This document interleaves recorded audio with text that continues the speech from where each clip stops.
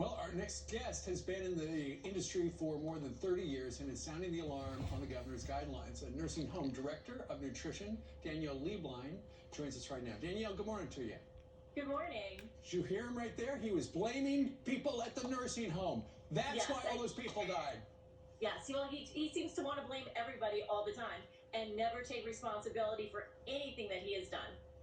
Well, how about the fact, the reason we're talking about a Cuomo cover-up is last week it was revealed that Melissa DeRosa, the secretary to the governor, was caught on tape talking to Democrat lawmakers saying, we apologize that we put you in a bad political spot, but we doctored the numbers because we thought the Trump DOJ was going to come after us.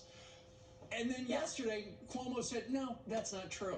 So which is true? The governor on the hot mic or the woman last week who was caught saying, yeah, we doctored the numbers?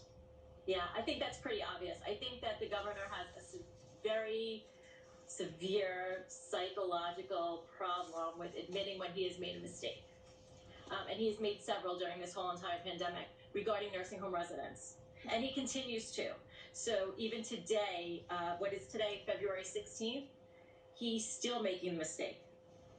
Well, the tragedy has been the coronavirus has impacted so many parts of our lives in so many bad ways, but for his decision, you know, and you look back at the trajectory of this disaster, when he sent people who had been infected back into the nursing homes, that really is what caused the problem. And then it seems like about the same time, the state started doctoring the numbers where they said, well, that person who was in the nursing home but was transferred after they had died to a hospital, that counts as a hospital death.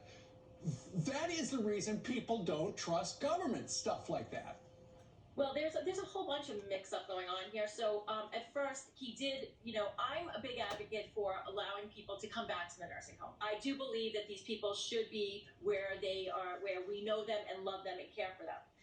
However, the governor did not need to send them back so quickly because we were not in the nursing homes ready with the PPE. Right. And we had no idea what we were going to do with everybody. So he really should have just said, you know, put them where they needed to be, maybe the Javits Center, and then said to the nursing homes, okay, this is what we're going to do. Here's our plan. He gave us no plan. He just brought them back to us, and we didn't have PPE. Literally walking through the nursing home wearing garbage bags on us and taking them off. We had we didn't have enough to take care of people. So we're supposed to go from room to room and change our PPE. We couldn't do that.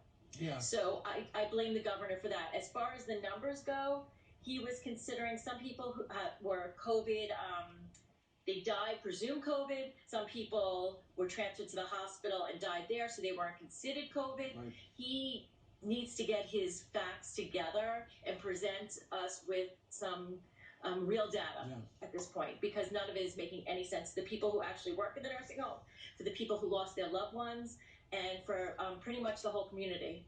You don't trust him. Would you like to see him resign? Of course, I would love to see him resign.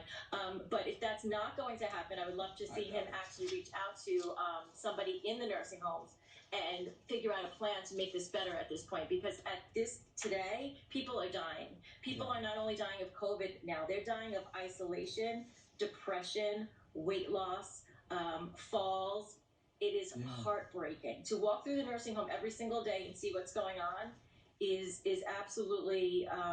It's heartbreaking, and the governor needs to come and see what's going on. I mean, I welcome the governor to come to my nursing home and speak to the residents and speak to the people who work there and see what's actually happening. People are dying of COVID still, even though they have gotten the vaccine. And I would like somebody to address that eventually. How do they test negative, get the vaccine, test positive, and then die? Because that is what's happening in the nursing home, and nobody's talking about that. I have been reading a little bit about that. More investigation needs to be done. Danielle, nobody knows more about this situation than you do, so thank you very much for telling us your point of view on the governor. Thank you. All right, very good. All right,